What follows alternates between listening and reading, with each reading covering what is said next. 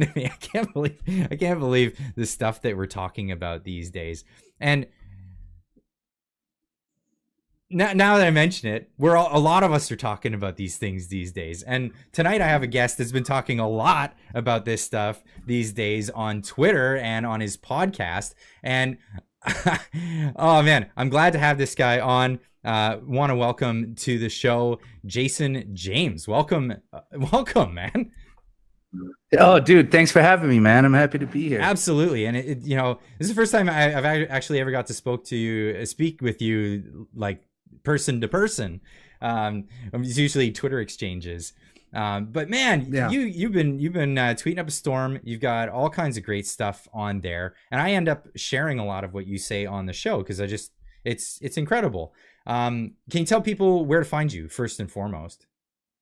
Sure. Yeah, you can find me Jason James BNN on X, or you can go to bravenewnormal.substack.com.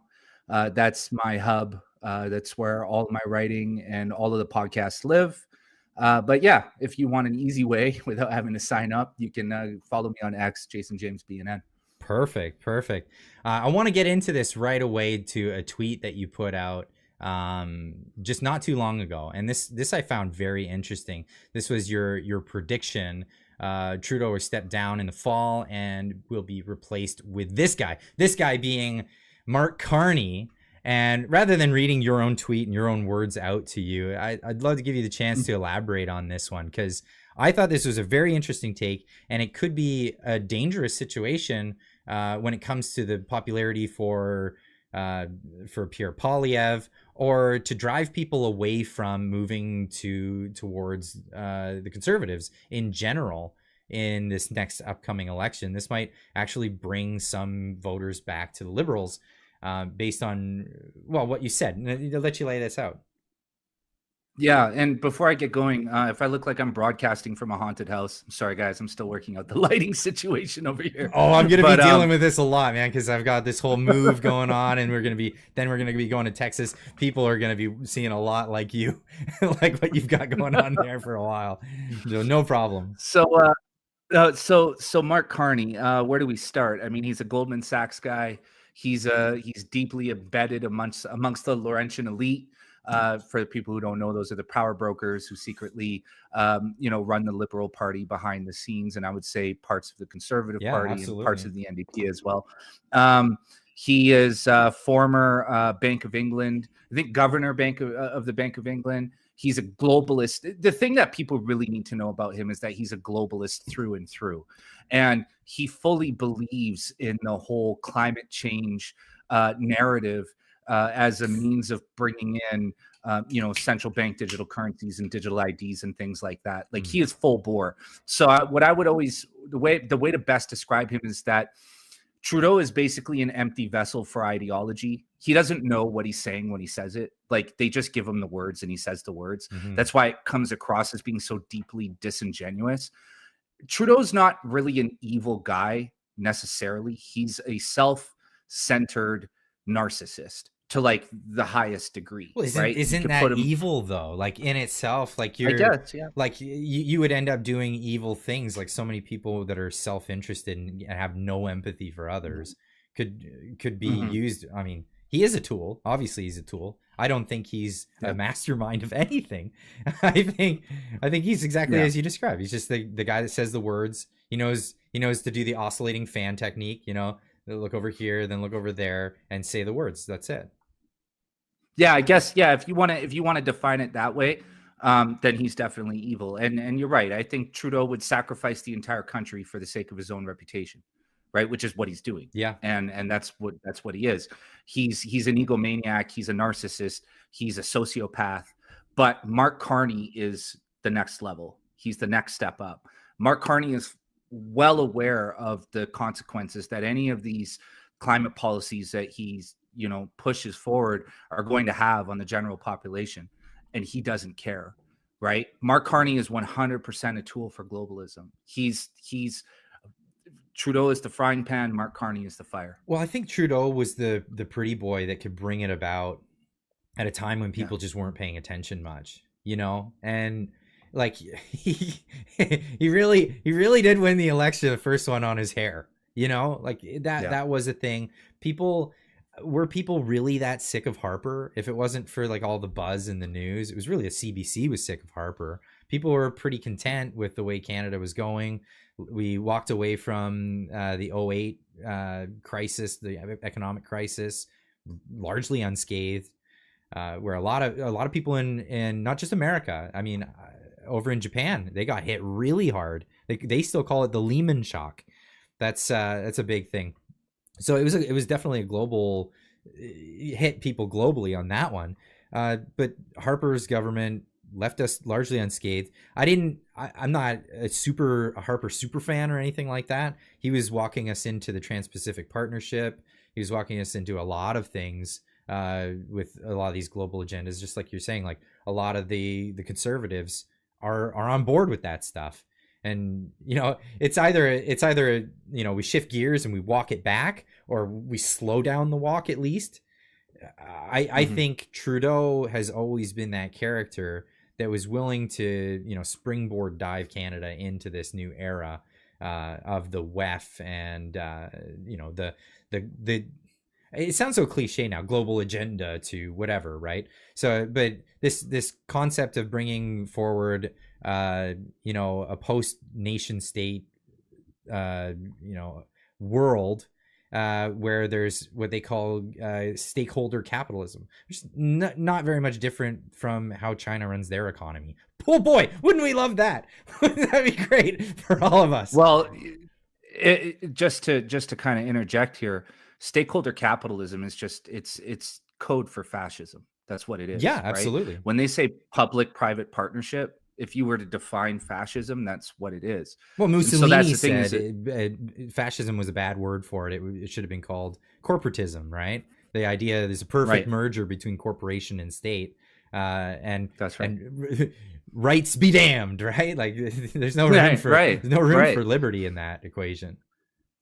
No, none at all. And that's what we're moving toward. And I agree with you. Like when I hear like globalist agenda, my eyes want to roll to the back of my head, because I'm like, do you know what you're talking about? Because it's become cliche at this point. But I think that's the point, is to make it so played out that it's like the word woke. You hear woke now and you're like, what does that even mean anymore? Right. Yeah, And we can and we have to keep redefining it. Like I was calling it postmodern neo-Marxism for the longest time. I knew that's what it was before Jordan Peterson coined that phrase, yep. just because I've spent a long time reading about philosophy and things like that. But I switched to neoliberalism because that became kind of like the better way to explain it.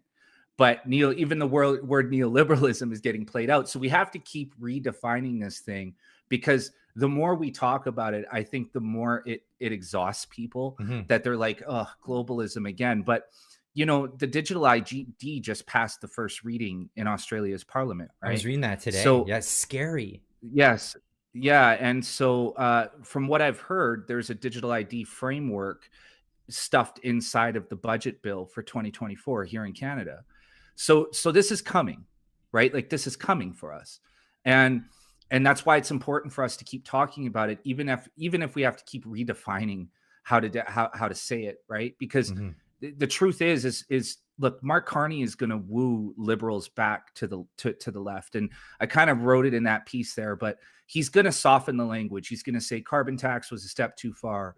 He's going to say we need a more realistic plan for building homes. The Trudeau plan is a little ambitious. He's going to say things like that. And to go back to Stephen Harper and the reason why Justin Trudeau was elected, it's because nobody cared about Canadian politics for the longest time. During Stephen Harper's tenure, right? If you asked most Canadians, who's your prime minister, they wouldn't know. Yes, That's where we were, right? It was like after Chrétien, everyone kind of like, right, right. And so, I'm not a Harper super fan myself. He was sleepwalking us deeper and deeper into the clutches of China. That's for sure. yes. But Harper was an economist. And what we always have to remember is that during the economic crisis in 2008, when the United States collapsed and the rest of the world just about went with it, Stephen Harper guided us through that. Yeah. That was Stephen Harper, right? So I do have to give him credit in some areas and saying, okay, he definitely wasn't the best guy in the world, but which of these guys are? At least he had the temerity and the awareness to navigate us through what was an incredibly rocky global economic situation, to a point where Canada actually came out on top economically at the end of it all. Yes. Right. And so Well, Trudeau we walked right won. into a bubble though. Like we did walk No, directly into the that's true. housing bubble, and the housing bubble started under Harper. Like it didn't That's it right. didn't start under the Liberals, but it definitely exacerbated under the Liberals, under Justin That's Trudeau, right. with all the spending and inflation on top of that. So like some of the value of houses is only nominal, right? Because of the inflation. But then, speculative market. And then they came in, and as it got more less and less affordable to get into a house, they're let's loosen up the lending standards. All of the things that led to the housing market bubble of the United States that popped in at the end of '07. Like Right. if you go back and you listen to anyone who actually predicted this stuff, namely Ron Paul and Peter Schiff, who were speaking about this like very loudly, but everybody wanted to ignore it. They kept saying low interest rates for too long. This is malinvestment, and you're encouraging people to get into the housing market and bid up the prices of housing, the thing that everybody needs. Like this is ridiculous, and they walked right into it. But it's crazy. And they're doing the same thing here in Canada. They've been doing the same thing under Trudeau. So I think that under Harper, a lot of this like housing speculation stuff, it came in because the Bank of Canada kept interest rates really, really low at that time. And they were doing with the quantitative easing thing that you see coming out of the United States with the Federal Reserve. And largely Canada wants to peg the dollar so that, it fosters trade. So if the United States has gone a crazy spree of inflating their currency, the Bank of Canada has to follow suit. How do you do that? Liquidity. Add liquidity to the market. And that's exactly what they did. And I think that fostered the beginning of this. So I wouldn't say that the beginning of the housing bubble in Canada was Harper's fault, but it was under Harper's watch. Yeah, absolutely. And I mean, I'm from BC, you're in BC. I mean, I wrote a piece today about growing up in Richmond, in British Columbia, which was ground zero for the Chinese money laundering scheme. I mean, I was there when it started. I was there in the very early stages. I watched it develop. I watched it happen. I literally watched my life collapse around me. Well, explain that right? for anyone who's not heard exactly. And I'd like to know more details of how the money laundering actually went down. Like what was this whole scheme about? So, okay, there's two sides to this story, so I kind of have to explain it two ways. I'm not going to take the long way. I'll take some shortcuts, but basically, my story starts in 1995, was where I really started to notice it.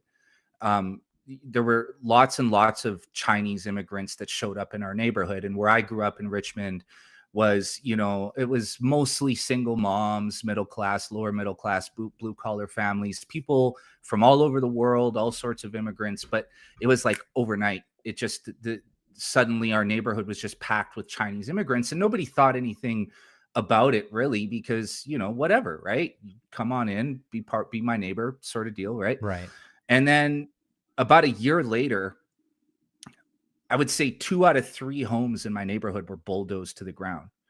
Like I'm not exaggerating when I say this. Like my neighborhood looked like Beirut, right? Like it was just leveled.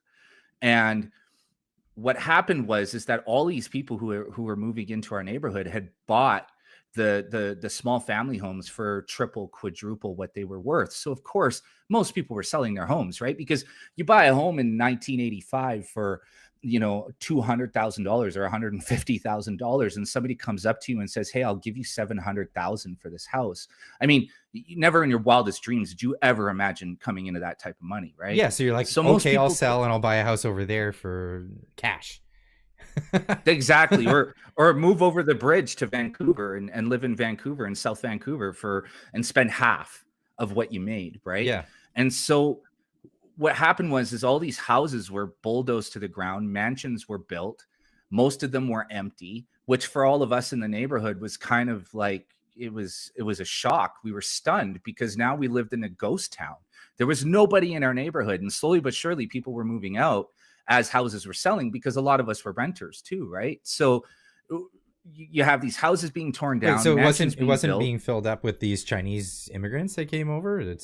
They weren't. In most cases, no, they were investment properties, and really what they were a method of getting cash out of China and into Canada, right? So what they were doing was they were buying these properties, building these houses on top of them, knowing that if you have a mansion here and a mansion next door and a mansion across the street, that it's going to increase the value of all the houses around it, right? Because the landscape is changing.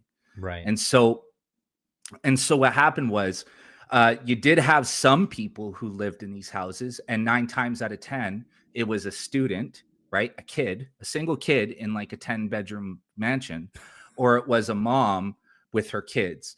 And on paper, she was a housewife. So she didn't pay any income tax, right? And the story was, dad's in China.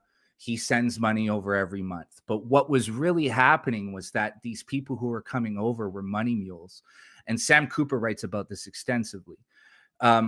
What they were doing was they were sending these women and children over, children to be students, women to be mothers and housewives, and they were using these people as mules, their bank accounts as mules, to get money into the country and then disperse the money into, a myriad of different things, right?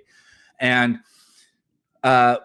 we also had in our neighborhood birthing homes, right, which was the most interesting aspect of this. Yeah, I can recall at least 3 near where I lived, and I was in a fourplex, in a fourplex rental. And so you would have like 10 or 15 pregnant Chinese women living in these houses at all at the same time. They would give birth at Richmond General Hospital. And the reason for that being, we found out later, was because when a child is born in Canada under Canadian law, that child is automatically a Canadian citizen. Right. And so what they were doing was they were having children in Canada, because if you're the mother of a Canadian citizen, then obviously you're privy to the same rights as the child. And what that did was it extended the mother's stay in the country so that she could continue laundering money for CCP-backed organized crime or CCP party members, right? And I know this sounds really fantastic and out Wait, there, so but I'm telling you, this is really actually did like happen. government officials in China? Like I always assumed the money laundering to get from China was to get the money out of China so that they wouldn't have to like be subject to paying exorbitant taxes or whatever. The whole, don't trust China. China is asshole. That meme is a thing, is real. Yeah. So the thing that you have to keep in mind is that in China, everything is intertwined. It's all mixed together, right? So if you're a prominent businessman, then you're a CCP member, right? If you're part of the organized crime, then your organized crime group has links to CCP officials. It's like an octopus with tentacles. Right. Everything is connected to the CCP. Right. It's not like here where it's like, Clyde has no political affiliation. Jason has no political affiliation. No, in China, there's one party. And if you're successful at all, you are a CCP member and they keep their thumb on you. So you're right. In some circumstances, or a lot of circumstances, what was happening was that these were CCP members who wanted to hide their wealth because they didn't want the other CCP higher level officials to know how much money they had or how much money they were bringing in. So they would launder it through underground banks into Canada. Right. That's true. But in a lot of cases too, they were just moving their money over here with the full awareness of higher level CCP officials, CCP intelligence, Chinese intelligence, so on and so forth. Right. Right. So that was the situation. They used British Columbia as a washing machine, and it just continued on and on and on. And Christy Clark and the BC Liberals, who were in power in BC for a very long time, there's never been any real evidence presented that they were part of it, but it's hard to imagine that they weren't, considering what was happening, right? We ended up with a scenario where where Chinese money was passing through our casinos, right? And this is all so you got to remember, this is all an extension of the CCP via organized crime. Because again, they go together, right? And so like Sam Cooper recently uncovered a mortgage fraud scheme going on in Toronto. That's the exact same, basically the exact same thing that happened in Vancouver, just in a different way. Because during COVID, what happened was they had to find new gimmicks and new ways to move money, and they found this through mortgage fraud schemes in Toronto. And Sam recently wrote about that, and it's like you read it and you're like, yeah, this is exactly what happened in Vancouver, just in a different way. And it's not like the money stopped flowing in China. It's if anything, it's more moving since COVID, because it just brought them more business, more people staying at home, consuming things, and they're the factory of the world essentially at this point, right? Which may not end up well for them, depending on how it goes. I heard they're in a financial situation with their housing bubble of their own, a really, really crazy one. But what's interesting is about this whole thing is that it's led to our governments here in British Columbia and in Canada to become more like China. I mean, you've heard about the unexplained wealth laws that they're trying to pass here in British Columbia. It's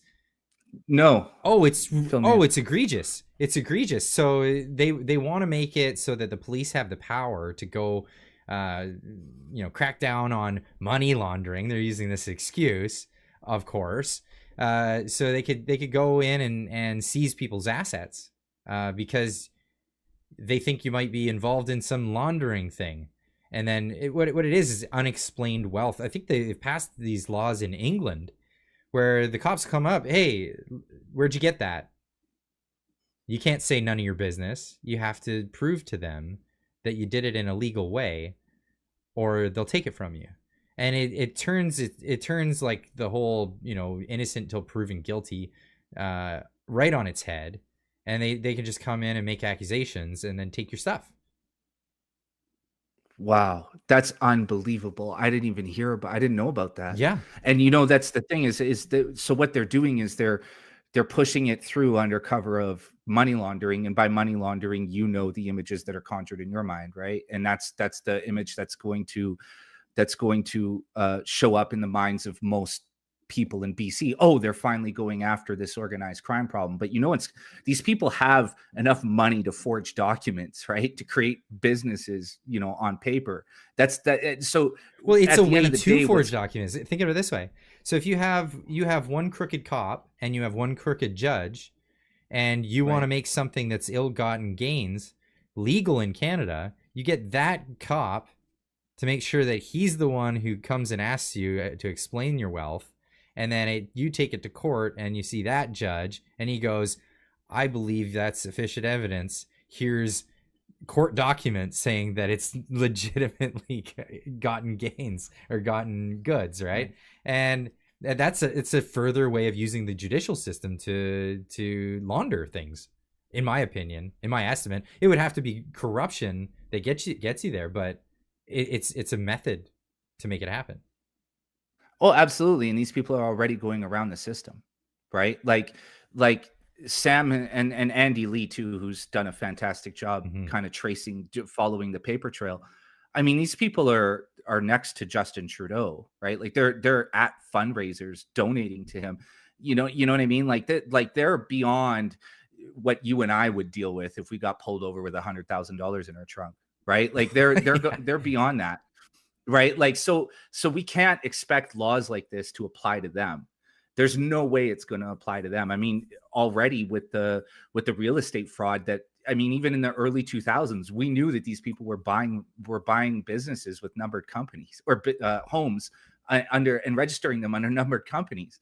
Right. They have wound so much red tape around the Canadian federal government and the BC provincial government that you're not going to get them that way. There's no way. And so what's going to happen is it's going to apply to you, Clyde. You're going to be walking down the street with $1,000 in your pocket. You just went and, cashed in some Bitcoin or you went to the ATM and took out some cash, and they're going to say, where'd you get this money? That's how this is going to work. And that's who's going to be targeted, because the people who actually have the money are not going to have to deal with that. Well, right? And political dissidents. We've already seen it going after truckers that went to Ottawa and refused to leave until Justin Trudeau came out to talk to them. What did they do? They froze their bank accounts. They used extrajudicial powers, suspended the rights of Canadian citizens granted to them by a flimsy document in my perception now, the Charter of Rights and Freedoms. But they're willing to go after political dissidents with that rule. Why wouldn't they send the cops over and say, hey, harass them, take their stuff away? Of course. He take his wheels away so he can't make it to that next event, that kind of thing. Yeah, well, it's just another mechanism of control, right? And that's what we're looking at here. I mean, you look at the online harms bill, it's the most egregious bill I've seen in a long time, and we've had a lot of them passed in the last 4 or 5 years. And I look at it, and I was talking to JJ Carroll. He's a retired Southern U.S. Southern border agent, former deputy agent in charge in San Diego the other day. And I was saying, like, I'm actually considering leaving Canada. Yeah. Because I know what's going to happen. I know if this bill passes, me, we're gone. Right. And it's not going to be a situation where Clyde gets arrested and Clyde gets put in front of a kangaroo court and they say you get 25 years, because I know that that's going to, somewhat penetrate whatever information channels that are still left over. What's going to happen is you're going to be put into the system, and they're intentionally making it so wide and so broad that it's going to get bottlenecked with cases. And so what happens is, Jason James, I get picked up and I sit in prison for 20 years just waiting for a court date. And if people don't think that can happen, just look at what happened during the Soviet Union. Yeah. Right. Because a lot of people sat in the gulags, never having actually ever been convicted of a crime. And that's what this is. That's what this is. This online harms bill gives them the precedent to come and arrest you, throw you in a box, and then say, "Yeah, we'll get you a court date, and they'll give you a lawyer, and you'll do the whole thing." But you're just going to sit there waiting forever, and your day will never come. And on crimes that they perceive as crimes, of things that you'd already done before the bill even passes, so they can go retroactive with this. No law has ever done that. Go retroactive with the punishment for people who've committed the so-called new offense prior to even having knowledge of a law. You don't need to have a knowledge of the law, but it wasn't a law when you broke it. That's the whole idea. It's crazy. Well, it's retroactive because they can keep redefining what hate is. Mm-hmm. That's why hate speech is never a good idea under any circumstances, right? Under any pretext, whatever it is, right? I mean, even if you're referring to neo-Nazis, you can't refer to that as hate speech, because once you bring hate speech into the picture, it can constantly be redefined, which is what we're seeing. So tomorrow you may be fine. They may define hate speech as anti-trans speech. And you can say, well, I've never said anything bad about any trans people. I'm okay. And they're going to use that to sweep all those people up. And then they're going to redefine it. And maybe it's anti-Trudeau speech. And you're going to go, oh, shit, I said a lot. And they're going to go back through your X timeline. They're going to, Clyde, in August 10th, 2020, you had this to say, right? And that's going to be a punishable offense because they've just redefined hate speech. It's codified in law, and there's nothing you can do about it. And that's the scary thing about this, right? The scary thing about this is that there's no way to truly define what hate is because it's an emotion. It's like happy speech. How do you define happy speech? Yeah, that's a hard one to justify, or to put in a box. And that's the purpose of it. Like the whole idea of this is what actually terrifies me about dictatorships, about authoritarianism, is just the arbitrary nature of it. It always seems to be arbitrary in nature. It's always, emotional leaders that, people are so terrified of their whim and their vengeful nature that they just fall in line. I mean, I think of places like North Korea. I even think about how nervous people are around Putin. Think about how, nervous people are around Xi.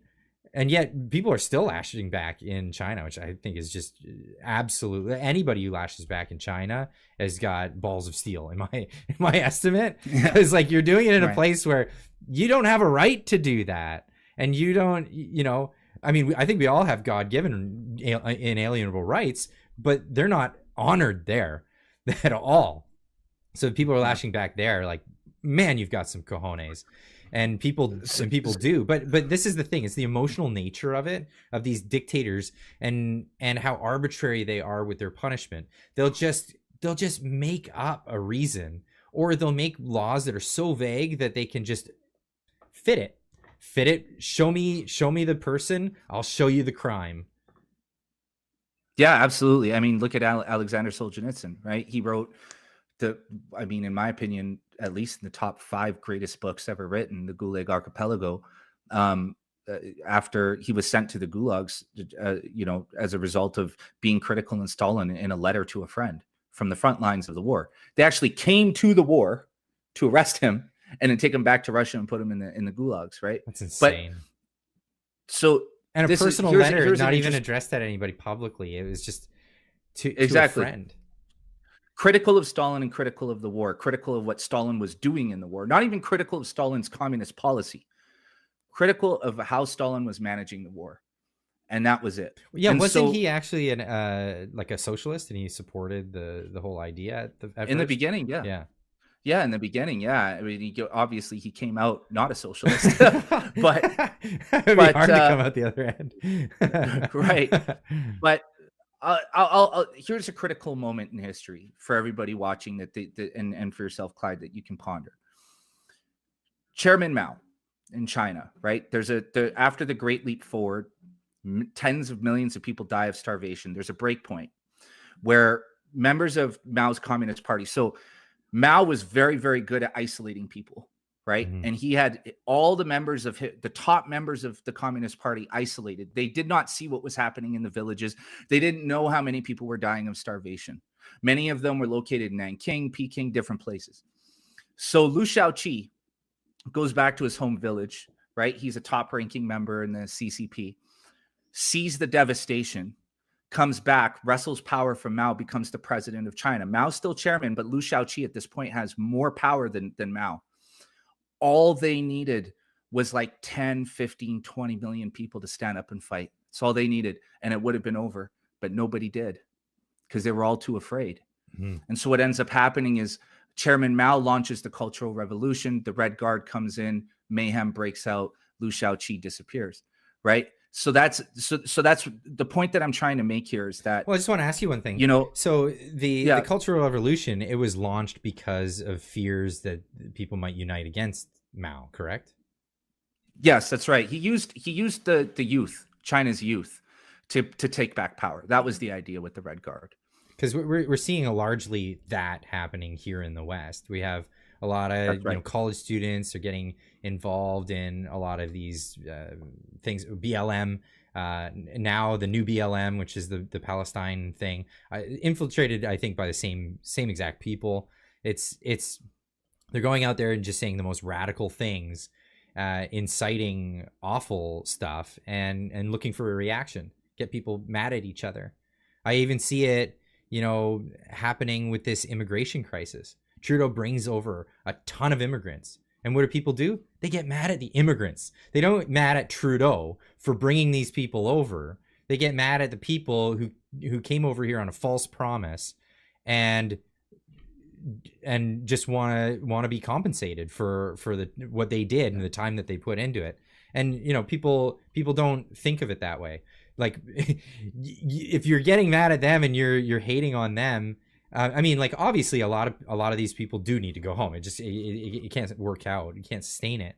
But by getting mad at them, you're ignoring the guy who's like laughing behind the scenes and going, haha, see, I divided another set of group of people in Canada. And this is largely how Mao did it. He was a genius at it. That's right. So let me pose this to you because this is my hypothesis. I've ran it by Brett Weinstein. I've ran it by a bunch of really brilliant people, and they all think I'm onto something. So I'll share it with you, and you can tell me what you think, okay? So Chairman Mao's entire goal, he had what was called the superpower plan. And the superpower plan was to turn China into the global military power. And the way he wanted to do that was through acquiring a nuclear bomb. He thought if he had nuclear missiles, he could hold the world hostage and turn China into the world power. So the Great Leap Forward, really what it was that they exported all of their agricultural products, all of their food in exchange for raw materials. And that's why so many people starve to death, right? There was a saying that when you go to China, what's interesting about China is that there's no leaves on the trees. And that was basically code for saying all the people are starving to death and they're eating all the leaves off the trees because that's all they have left, right? You can't eat Oh, iron. You wow. can't eat steel, right? You can't eat bullets. And I heard it so got so bad that that was, people were trying to make broth with the feathers from pillows. oh yeah, no, they were making broth. They were making soups out of human corpses, Oh, right? That's where cannibalism came in, right? And it's horrifying when you read about this. It's the great tragedy of world history that people don't really know about, and I mm, don't know why. It's been confusing me forever, and I think it's been purposely left out of our history lessons for some reason or another. I agree with you there. But that's the great leap forward. They ship out all their food in exchange for raw materials. That's Mao's plan, right? So they build all the infrastructure that they need to turn China into a superpower. The second component is the Cultural Revolution, and the Cultural Revolution was a brainwash scheme, right? To turn the to well, exactly what we're seeing in the West, right? To brainwash these people through Marxist techniques, tactics, and channels, right? And that was the idea. And so here's what I think. I think that China is the real driver behind groups like the World Economic Forum, and I have a lot of evidence to support that. I A good friend of mine, Brian O'Shea, he's a former U.S. military intelligence guy. He says that is it. They have their hands around the scruff of the neck of these really powerful people. But I think what Xi Jinping or whoever is behind the scenes there realized with Mao's superpower plan is that he had it backwards. What they needed to do was start with the Cultural Revolution, brainwash the public into believing that whatever was coming next was good for them, and then usher in the Great Leap Forward. And that's what we're experiencing now. What we just experienced was a cultural revolution. We're still at the tail end of it, and we're about to go into our great leap forward under the cover of climate change. That's what this is. insane, insane. I know a lot of these people that were involved in the early formation of the World Economic Forum were heavily involved with China. They were part of actually bringing the four economic zones to China under, what was his name, Dao Zheng. Uh, I forget. I can't remember, the but leader's name it was, in China, but it was like Kissinger and Klaus Schwab, Pierre Elliott Trudeau, all these guys. They had what was it, the Club of Rome, and then yeah, and it was, this is in the 70s, and they brought about this yeah. thing, and this is when I think China took a like an economic or political change. They went Mm-hmm. from wanting to be, Marxist Leninists, like that kind of society where it's this, utopian image, and everybody, we all know the communism of yesteryear. But then they looked at it as, no, that doesn't work economically. Obviously, we want to keep doing the central planning thing, but we need a better economic driver. And they did this experiment with these groups, or these four economic zones, and it revolutionized not only China, but their political system, their economic system, and they moved into more of a fascist model, like you're describing, with the stakeholder capitalism. And I think this is the work of all of these people in collaboration to test it there, see how it works, love it. Let's now make it the world thing. Well, that's the system we're watching erected around us, right? It's the same as China's system. It's culturally Marxist at the bottom, right? So for all of us peasants, right, we get cultural Marxism, which is fantastic at creating chaos and disruption and division. It's supposed to be collectivism, right? But essentially what it does is it rips everything apart, strips God and all unifying forces out of the picture. But what it is over top is that it's fascism, right? So that's what China, that's the system China has. It's fascist at the top, Marxist culturally, right? Because fascism and communism, when they meet, right, they're the two extreme ends. So when they meet, they're mirror images of each other, essentially. They're just very, very slight differences, right? And so they're almost impossible to pick apart. And I think that, look, I don't know if it's China. I don't know if it's somebody behind them, because you're absolutely right. With the early days of the World Economic Forum, you have Henry Kissinger, who Kissinger is also the guy who bridged the relationship between Nixon and Chairman Mao, Mm-hmm. right? Henry Kissinger and the CIA members, I can't say the CIA overall, but members of the CIA knew that China was the future, or actually, or believed that China was the future. So what we're seeing now is just kind of like the culmination of a long plan. And I say China, but you're right. I don't know if it's China necessarily, or if it's people behind them, if it's the money people. I don't know.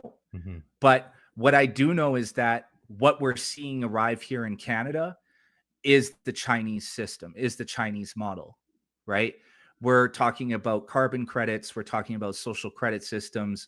We have a digital ID that's being introduced in our budget. We have central bank digital currencies coming. If we want to get really conspiratorial, it really looks like our economy is being set up for collapse, right? Mm-hmm. And so you have all these things coming, and they're just extensions of the Chinese system. Now, who's behind it all, I don't know, but I think we better figure out if we're going to get out of this. How does this help China though at all? Like this is the crazy thing. I've read too much on economics to think that this would ever work legitimately. And so this is the thing, like so you know, time reading articles from the Mises Institute, for example, led me to understand that, you know, the Hitlerian economic model was that of very much a socialist model, where ultimately the state owns everything. They own the means of production. Right. They own you. They own the stuff. But they have it different. It's different than communism outright, because it has a facade of self ownership, a facade of you know, the ability to, you know, make choices in your own endeavors. But at the end of the day, the government can just come over and say, you're no longer managing this, goodbye. Mm-hmm. Or, you know, we want you to do this way, and if you don't like it, well, goodbye. You know, this is right. This is the way the fascist model works. And I think that the Chinese saw that and went, hey, wait, that could probably get things rolling. But here's the situation. China is largely the supplier of the world's trinkets, like doodads, trinkets for consumer economy. I think, you know, we're kind of at the end of this concept of consumer economy, because, you know, it's all on borrowed time. Everything's just on borrowed time. You're moving stuff over here. You're robbing Peter to pay Paul. Eventually, we're gonna get back to the time where, okay, let's get back to, you know, drinking out of glass bottles so you can reuse the stuff, or let's go back to right. You know, those kind of days. And deflation is not a dirty word, man. It should never be. Things getting cheaper is a good right. thing. I mean, we could get into a whole conversation about that, but, you know, the idea here is that if the West fails entirely and collapses, China doesn't have a market to supply anymore. So their manufacturing goes way down unless they become the superpower that they hope they'll be. And I know this is their plan, but they're not going to be the ones consuming it, because they've built 1 billion homes and now they're tearing them all down. It's all a fake economy. It's not real. It's all based on BS. And it's these funneling schemes that are getting people rich quick at the expense of a lot of people. But you're not going to make a commanding economy by making a bunch of serfs. It's not a move. It's not a move forward. And right, but that's the handicap of the isms, right? Socialism, communism, fascism, even capitalism. They're all incredibly short-sighted, mm-hmm. right? So China's playing the long game. I mean, literally the long game. I mean, we're talking 80 years of building into this. But they don't know. I mean, it's like I always compare it to like that scene with the Joker in The Dark Knight, where he says, "I'm like a dog chasing cars. I wouldn't know what to do if I got one." Well, that's what this is. They're a dog chasing cars, but when they get that car, they don't know what they're going to do with it. Because you're right. What happens if the West collapses? First of all, if the USD collapses, that's it. It's over. Period.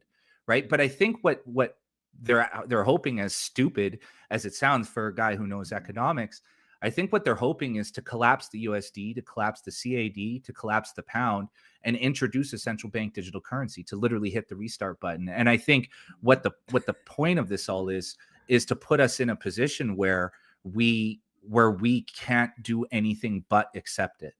No, And of I think course. that's where we're driving toward, Of right? course. Like you can't dissent, because how are you going to eat food? How are you going to, heat your home, right? Like you can't say no, I'm not doing that. It's your only option. It's the only way out. And I believe that that's the way it'll be presented.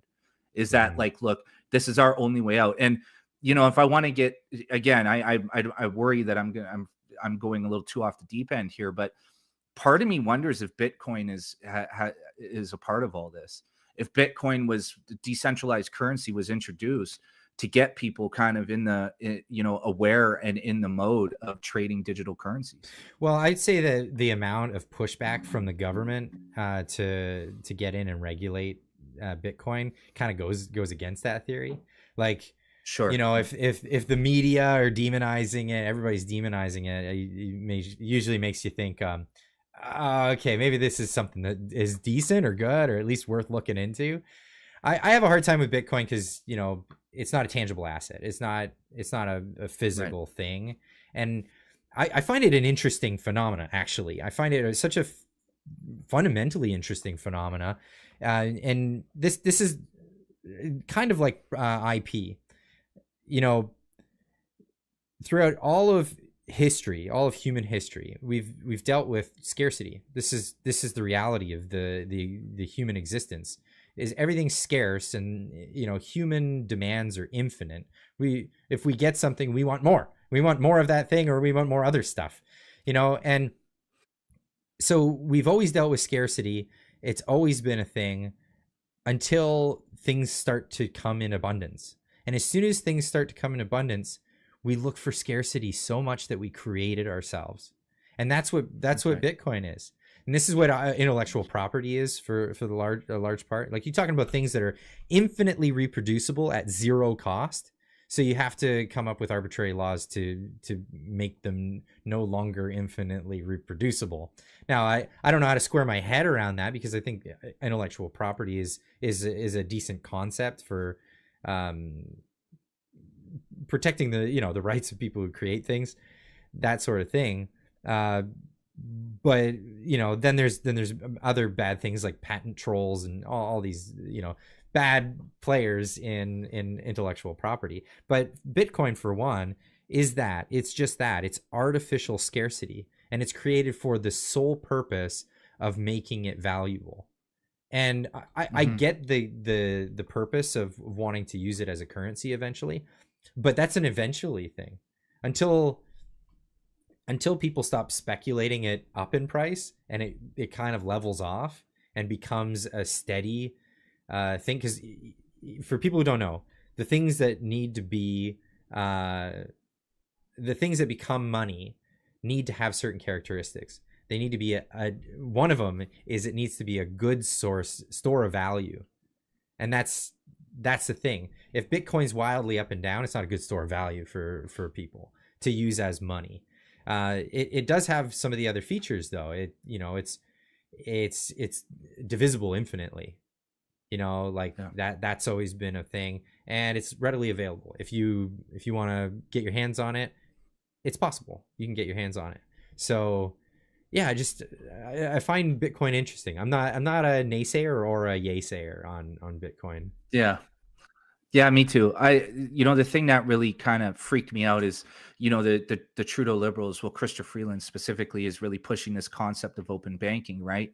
And the open banking concept is basically the same concept as blockchain, right? Full transparency. You can see all of the transactions. And that's what open banking is they're going to make it so that third party whoever's can see all of our transactions, which is obviously a gigantic infringement of our privacy, of our right to purchase anonymously. And so it's just interesting to me how they're kind of taking this idea of Bitcoin and blockchain and applying it to a new banking system that will ultimately lead to the central bank digital currency system. Well, it's no different than early banks adopting coins and Yeah. IOUs. right? At one point, banks were all private. Like, I'm a big fan of Andrew Jackson because he was instrumental at knocking them back, right? Keeping them back, keep those central banks out of there. And central banks are a danger. They're a serious danger. Fiat currency is a serious danger. It's robbery, is what it is. We're all being robbed on a daily basis. In fact, inflation is one of those things that's just another tax. It's just an insidious one that they don't tell you about, and they're very like open about it needing to be a thing. No, we got to keep inflation at least at 2%, because if we don't, blah blah blah, the economy's gonna no deflation was a thing during the Industrial Revolution, and it was fantastic. It was great, and it led to a lot of people wanting to build things that would last a lifetime and stuff like that. And I think it would be great if we got back to that. I wouldn't mind buying a set of wrenches that I never have to replace, stuff like that. As a mechanic, that's handy. So yeah, it's interesting. So what I see though is, central banking. If Bitcoin were to take hold, say Bitcoin and Ethereum, and they became viable options in the marketplace, it becomes like the new money. Just like real money, you can get robbed of it, you can lose it, all these things can happen. It's the Wild West, but the liberty part of it is great. If Bitcoin were to stabilize, I would be super keen to use it as like a money, or Ethereum if it were to stabilize, that sort of thing. But I think that's what the central banks are seeing, and they're going, whoa, we better catch up, because we're ruining our fiat currencies. People are catching on to that, and they're going to want an alternative. We better provide them with one that has all this control still in it. Right. Oh yeah, no, for sure. Absolutely. And I'm not on either side with this, because if I found Bitcoin, I agree with you completely on the speculation aspect of it, right? Like, I even talked to my finance guy. I have a guy who handles all my investments, and he's a really open-minded, brilliant guy. And he said, like, Bitcoin seems like a good idea, but it's all speculative, right? It's not tied to anything. It doesn't have real value. So if somebody says a Bitcoin is worth $5 million, and it's worth $5 million if everybody agrees, but it doesn't give it that value in the real world. And that's the problem with it, right? Mm-hmm. Is that it doesn't have real world value. It only has value if Clyde will accept, $5 million worth of goods for my Bitcoin. That's the only thing that really gives it value. And at this point, there's not enough people trading Bitcoin to really give it real value. And so, well, it's in like a diamonds in water analogy scenario, right? So the whole diamonds in water, if you're where you are right now, and somebody offered you a bunch of diamonds for your water, you take it. Absolutely, sure. Because water's, it's all around you. It's abundant and easily you can get it. But if you're in the desert, you're gonna value things a lot differently. Yeah. So let me ask you a question, because you're obviously a really bright guy when it comes to economics, or at least you know what you're talking about. What's your perspective on this capital gains tax with that Trudeau and the Liberals are introducing? It's a money grab. It's a money grab because they're introducing it as this. If it really only was what they were saying it was, like, we just need to get those filthy rich people to pay their fair share on capital gains, they're not really making much if that were the case. So why would they be so into bringing that in if it were only going to bring in like a couple of $1 million worth of revenue in a year, as they're saying it'll do? Because there's not that many of the 0.1% out there making the capital gains in Canada. You think they're going to declare the capital gains that they made somewhere else? No. But that's not the deal. What they're trying to do is tax an intergenerational wealth transfer. And that's what they want to get their hands on. We've got boomers that are passing away and leaving their children all kinds of property. And as soon as the kids get that, they go, I can't pay the taxes on this. I'm going to sell it. Well, guess what? Now you're dinged for profits and gains on that. So not only did you get hit with, you know, you got hit with the inheritance tax, which I think is just awful. You're taxing something that's already been taxed. You're talking about people's income. They bought stuff and then they hand it down to their children, and the government's like, pay up. No, Yeah. that's awful. That inheritance tax shouldn't be a thing. And all it does is it moves goods into the hands of other people, as opposed to, so say for example, you got a family that's, in farming, and father hands down his farm to his son. Now the son's got a giant bill and a debt burden just for getting the property from his dad that he's worked on his entire life.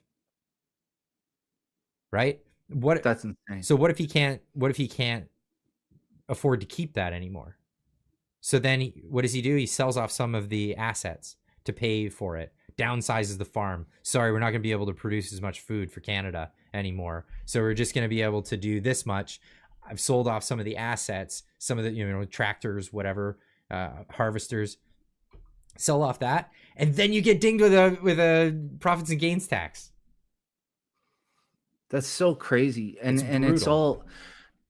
So what do you think they're doing here? Because I've been thinking about it a lot. Are they trying to figure out a way to balance the mess that they made during COVID by just taxing everybody to death and trying to put some money back into the coffers? Is that what this is about, or is there something more to it? Well, I mean, I'm always on the fence about this because I can't attribute people's motives, and you can we can all put our tinfoil hats on, and we can say, they're gonna crash the economy, and that was the plan from the beginning, and that's what they've always been trying to do. But then there are people that believe this type of economic policy. Like, just think of all the people leading up to the '08 housing crisis, and they're talking about on the news, they'd have Peter Schiff on with a bunch of other pundits, and they'd laugh at him. No, the economy's doing great. He's like, no, actually, look at the mortgage situation. Like, it's written on the walls right now. You can see it, and they're like, don't be such a naysayer. And then it pops, but and it's all these other people that were left, instead of being dumbfounded and go, how did we make such a mistake? They just keep going on with their dumb rhetoric.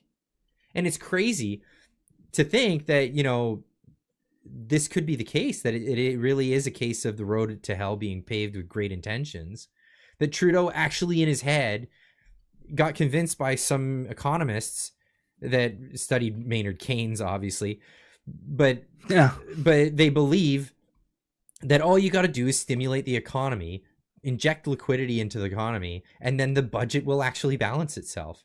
Like, maybe he actually believes this stuff. I think he does, because he doesn't know, right? Like, that's the danger in electing a dummy, right?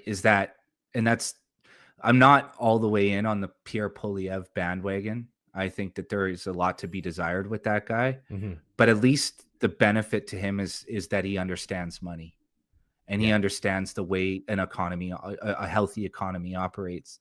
See, the problem with Trudeau, and this is going back to earlier in the conversation where you're saying, we elected a guy based on his hair, and the reason we elected Trudeau was because we had it so good under Harper that we didn't know the level of damage that we could do. We didn't know how bad it could get, and how quickly as well. It's amazing. That's right. That's right. And honestly, the only reason I think we stayed afloat like we did for so long was because of all of the work that Harper and his cabinet put in years prior, right? I mean, we had it really good for a long time. And I think that's what it is it's just that Canadians were apathetic for the first time in my life. Look, Clyde, I've been a writer for 20 years, right? I wrote mostly about American politics because if I wrote for a publication, nobody wanted an editorial on Canadian politics. But if I did write anything, I'd have like 2 readers, right? Nobody gave a shit, right? Like, the crazy thing about me is that now, every time I write about Trudeau, I get like 3.5 million people reading what I wrote. Absolutely. This is the first time anybody in the world has given a shit about Canada in a political sense, right? And it's because we are the smoking crater of the Western world right now. And it's because we elected a doofus a complete empty vessel, a marionette for globalist interests. We elected him 3 times, and we're about to elect him a 4th time if we don't get our heads out of our asses and start thinking straight, right? And that's the scary part, is that we, in a lot of ways, are responsible for destroying our own country just by being apathetic and not paying enough attention to what somebody's really about. The moment he said that he admired China's basic dictatorship, should have been like, that's it, it's over. That should have been the end of his career. My wife keeps telling me, she's like, you should put that in every one of your videos, because that's the most outrageous thing. She's from Japan, and anyone who's like sympathizes with the Chinese dictatorship is like out to lunch. So this is like, it's really crazy. And I love the fact that Canadian politics is on people's mind. And this is why I'm choosing Austin as a place to go when I move to Texas, because I want to tell this story to more people. People need to know about this, especially Americans. This is the canary in the coal mine of all time. This is really a case of, holy cow, look how bad it can get and how quickly it can get bad.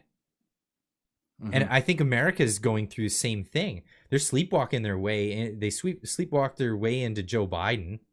You know, they sleptwalk their way into Obama, who largely brought all this stuff. George Bush before. George Bush before. Bill Clinton before that. I mean, it's been a steady wave in one direction, and then they get this outlier, Trump, who's just like, nope, we're gonna start doing things differently, and get in their audacity to like punish the guy, ended up giving him a ton of popularity. And it was a fluke that he became president. It was a complete fluke.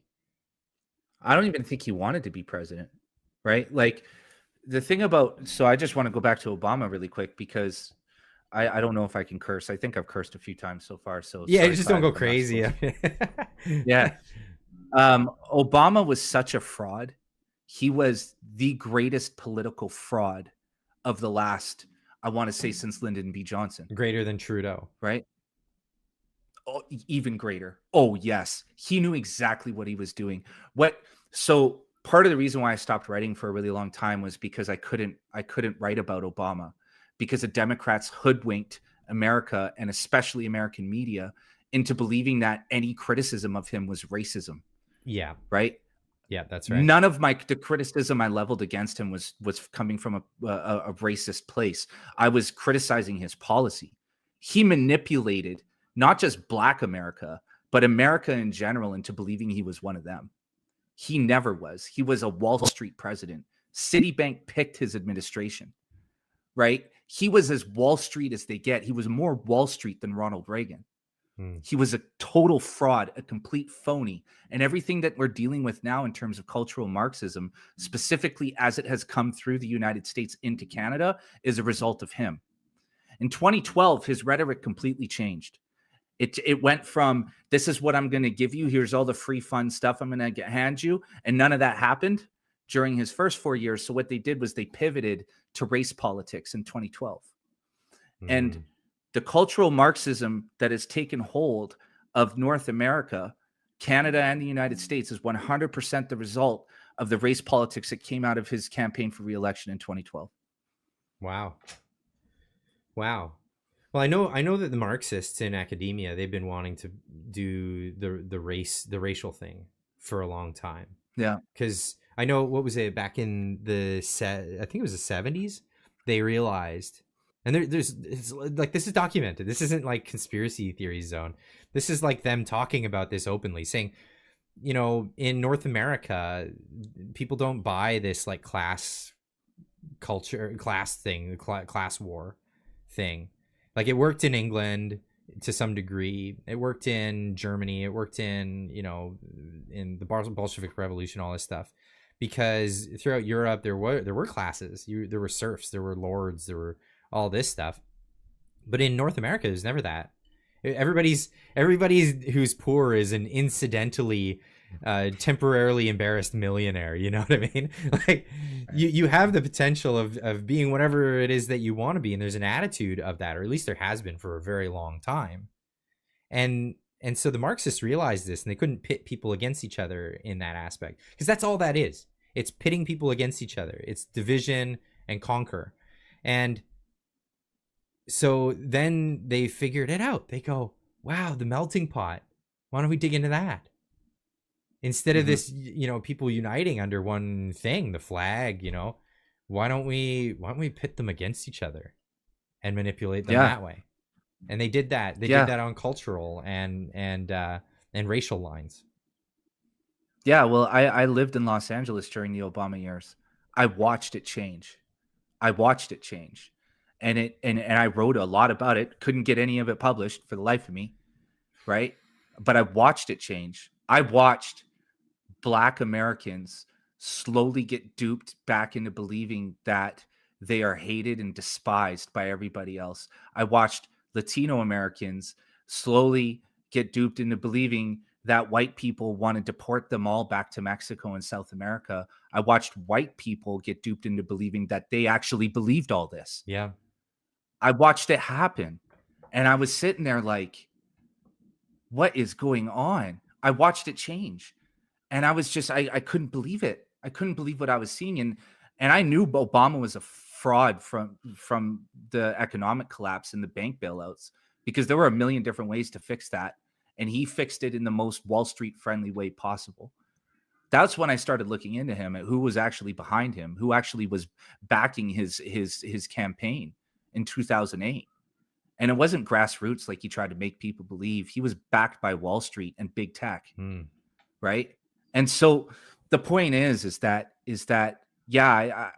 all of this, what we're watching now, is a long game. And I don't know exactly where it's coming from, but I'll tell you, if you take a close look at China, really, a lot of what's happening here really resembles what's happened there in the past, and where they are now is where we're going. That's at least the way I see it. Well, at least that's what they're trying to do. Like, this is what people are trying to do. But then you get groundswell pushback and stuff like this. Like, it was incidental that Donald Trump got elected. Like, that was a fluke. It was a mistake. Oh yeah. Sorry, I wanted to comment on that. I actually watched him try to sink his campaign. Like, if you watch, like, in 2016, like the last 4 weeks, just go back and watch video from those last 4 weeks. Like, he's desperately trying to lose. He's like saying like wild stuff, like I hate lesbians and things like that. Like, he's saying everything that he can, because what I believe it was that it was a giant promotional thing that he was doing by running for president, because he had ran for president before. People didn't know that. It was always just self-promotion, right? Because Trump running for president is a great way to promote the Trump brand. But this time it kind of got out of hand. Right. And he found himself in a position where I don't think he realized how hated and how despised Hillary really was. Like, I've written about this previously, but people didn't vote for Donald Trump because he was Donald Trump. They voted for Donald Trump because he wasn't Hillary Clinton. That's right. He wasn't part of the elite class. Yes, he was a billionaire, but he's a cheeseburger billionaire. He's not hanging out with Hillary in the Hamptons, having, people murdered for knowing secrets they're not supposed to know. Right. You know what I'm saying? I like that. And cheeseburger billionaire.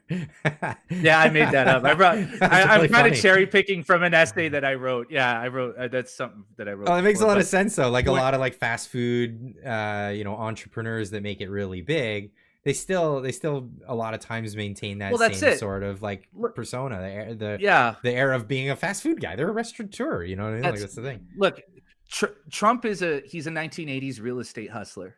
Yeah. Right. He can sit in a room with the mob and not break a sweat. That's the guy he is. Right. Is that the guy who's the right guy to be president of the United States? I don't know. I personally think Robert F. Kennedy is a better choice for the job. But what people wanted was not Hillary Clinton, because they knew that she's a deceptive. They knew that she's a liar. Anybody who knew anything about politics understood what Bill Clinton did during his time. And that's what they didn't want. They didn't want any more of that. And so they voted for Donald Trump. And to be honest, it could have been Jason James. It could have been Clyde. It could have been anybody. If you had to put them in there against Hillary Clinton, as long as you didn't say anything too over the top, you would have got elected.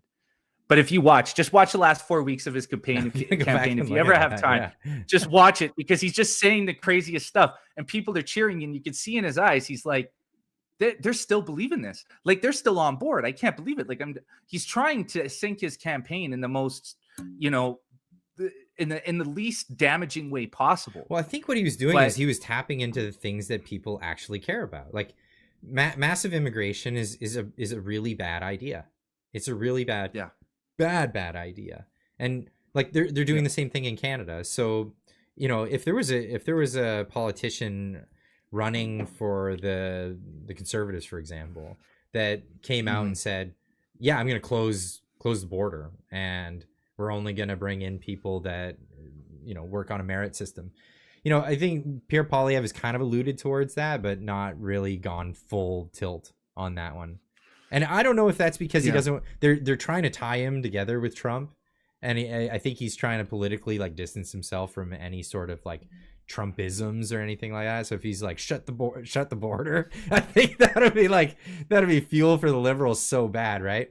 But it's true. Right. So Trump, even at the time of Trump, nobody in the Republicans was willing to say that stuff. But it's what people are thinking. It's what people around at their kitchen or dining room table are talking about. And here's this guy. He's coming out and he's saying it. He's just come out and said it. He said they're not giving us their best. What? Like that's the thing. Well, no, but that's why Trump was such a fantastic populist, because it's for exactly what you just outlined. He is one of us. He's a billionaire. He's not hanging out with us. You know, we're not going to go see him at Denny's, but he thinks like us. And that's why when he would say stuff, he was saying the things that we say in private conversation, right? And he was just saying them out loud. And that's what endeared him to people. And that's why I think Poilievre is receiving support, but reluctant support, because he's not taking that step. Yeah, I think Poilievre needs to be more of a he needs to be more of a populist and less of a sloganeering politician. I don't want to hear axe the tax or break the cake or, you know, build the stills or whatever new rhyme he comes up with. There's there's that set of videos where Pierre Poilievre went and visited that protest a couple of weeks ago. Yeah. And it went viral, right? You know why it went viral? Because he's just being himself, right? And, you know, like there's a clip where he says, you know, everything that guy says is bullshit, in reference to Justin Trudeau, right? And that's the Pierre Poilievre we need. Mm-hmm. That's the guy we want to hear from. I want to hear from Pierre Poilievre, the man, not the politician, not axe the tax and all the other slogans. I want to hear him from his heart. Tell us what's up, man. And I guarantee you, if he did that, Trudeau would have to get on a plane and go somewhere else, because we wouldn't even need an election, right? The thing that keeps people, I think, distant or makes people keep Poilievre at arm's reach is the fact that he's still a politician and he feels like a politician. There's part of him that feels inauthentic and disingenuous, right? And so if he just dropped the shtick, right? Like Andrew Scheer, same deal. If he had have just dropped the shtick, he would have done way better, way better. And with Poilievre, if he just drops it and if he's just himself, he could campaign in a t-shirt for the next year. Doesn't matter, because as long as he's himself, I think that's what will endear him to people and what will make people gravitate toward him. I agree with that. I do agree with that. I've said this before, that, you know, Pierre's a politician, and he goes with the popular groundswell that's coming in. I'm not talking just poll numbers, this kind of thing, because this is how Ottawa works. They look at the polls and they go, which way do I vote? You know, I disagree with that way of doing things. But as representatives, I think it's their duty to listen to what the populists are saying, the people around the country. And if there's a groundswell, because there is a groundswell in Canada, there's a populist movement of people saying, no, we want liberty. We're done with this. Yeah. And I think that Pierre is following that group, but he's trying to keep them at a distance, because, you know, there's certain characters in there he doesn't want to get associated with, or all of this stuff that you have to dodge around because it's just not going to be good for the campaign or whatever. And so there he is. He's sitting on this fence between, you know, liberals that he's trying to bring over, and, you know, liberal voters that he's trying to bring over, and the groundswell of this populist movement that's just looking for a guy to elect that he's even starting to lose a little bit of support in that camp, because Yeah. they're going exactly like you're saying. When are we going to see the real guy? Yeah, well, that's it. And so I got to wrap this up here in 5 minutes, but so okay, I have a lot of American friends from all my years living in the United States, as I'm sure you do. Most of my American friends are, well, I can't say most. They're a mixed bag of people. Some are black, some are gay, some are white, some are Latino, right? Do you know how which ones of them voted for Trump? All of them. All of them, yeah. Right? My gay friends voted for Trump. My black friends voted for Trump. My white friends voted for Trump. All of them voted for Trump. You know why? Their answer was all the same. Because he speaks to me. Because he's talking to me. Right? Mm-hmm. The big lie that Trump's a racist. He's a homophobe. He hates everybody. He's a white supremacist Nazi. Everybody saw through that. Everybody saw through it from day one. Right? Mm-hmm. And so Polyev, like, I know that he's worried about being associated with certain characters. We hear that Justin Trudeau, trying to get him to disavow people in the media. And the reason Trudeau's doing that is because that word that he's using is code for blue collar white men. That's blue collar men in period. Yeah. Period. But he's using it as code for a group, for a type of people. And Pierre Poilievre won't do it. But what I wish Pierre Poilievre would do is just talk to everybody in the room and just say, look, we're all Canadians. We're all the same here. It doesn't matter what you believe. It doesn't matter whether Trudeau calls you a far-right extremist or you're a good liberal, whatever. We're all Canadians, and we're all trying to get toward the same goal. And what Pierre Poilievre, he could be that unifying force, but the only thing that he needs to do is drop the slogans and be a person. Yeah, I agree with that. And I think he would get a lot more support. I think on both sides. I think a lot more even liberals would see him as like, oh, okay, this guy's got some conviction, Yeah. Well, he also has the background, right? He has the resume. That's already there, right? He could say, look, I know economics. I know how our economy is supposed to operate. I know how to do this. But look, I'm not going to be the politician. I'm not going to be the Aaron O'Toole, the stiff, right?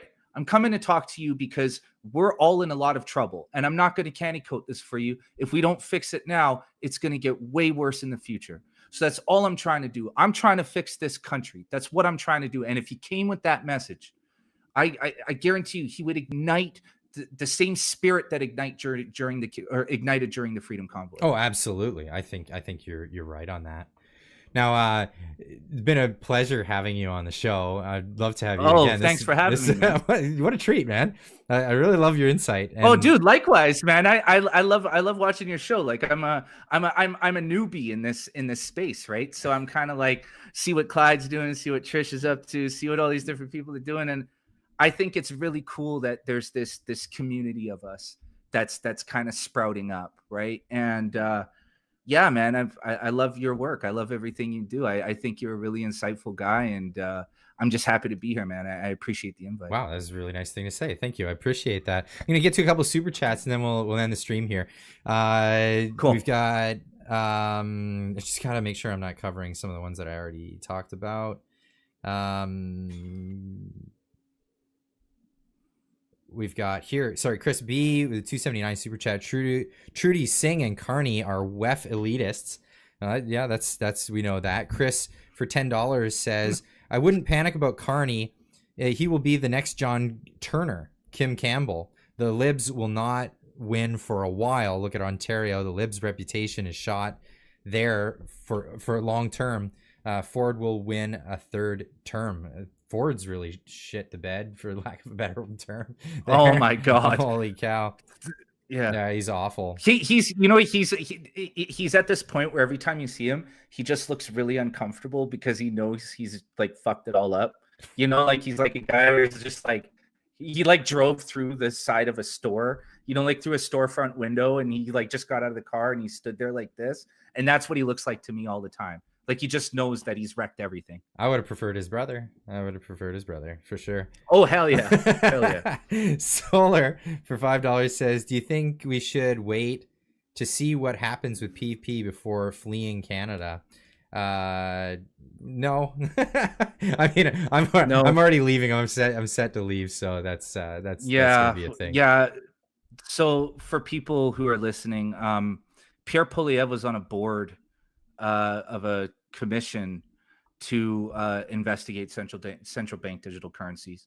So when he talks about, like, saying no to CBDCs and all that, I don't know what he's saying. I mean, maybe he's had a change of heart, but he has already been part of the parliamentary moves toward a central bank digital currency. So It's like the things, all these things are already in motion, unless you got like a have your melee, then yeah. it's a lot of this is going to move forward.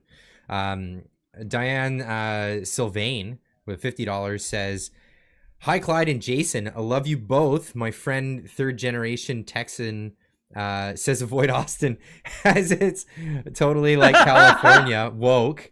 He recommends Houston, more jobs, better rent, safer and sane people. I can email you more about which parts of Houston." Well, we like Austin for a lot of different reasons. This is going to be a great opportunity to bring the podcast to the story of Canada to where all the premier podcasts are. So I want to tell this story to whoever is happy to have me. And if I'm in the neighborhood, then I don't care if they call me 20 minutes. I'm in the car. I'm coming. That's the plan. Yeah. And I want to spread this message. But then also, I live in British Columbia, right? I love being around nature, and Austin is like right on the foothills of national parks that are very beautiful, waterways that come through. Like it's like the place to be if you're into like going to hang out at the lake and doing that kind of thing. It's very like Canadian minus winters. So like that's the other reason for Austin. And I'm not going to live in the city. I'm going to live in the burbs, like the outskirts, where it's not going to be so much like woke or whatever. Have you there. Well, I've been to Texas many times, and I'll say retire in Dallas, party in Houston, live in Austin. Well, there you That's go. the way to do it. There you go. And I'm not opposed to living near people who differ from my thoughts. You know what I mean? I like having discussions with people I disagree with. Just not enough of them come on my show. I have the same problem too. I've reached out to so many people that I guess you would define as being radically left, and none of them will do it. And I'm not a guy who's like looking to slam dunk on people or destroy people. No, I'm not. I know I don't look like a guy like maybe, but I'm all about love. I try to spread as much love as possible and kindness. And so I invite people on my show just because I want to talk to them. And maybe we might have what I'm really trying to do is find the places where we overlap and where we agree. Right. And of course, everybody I've reached out to on the radical left are like, no.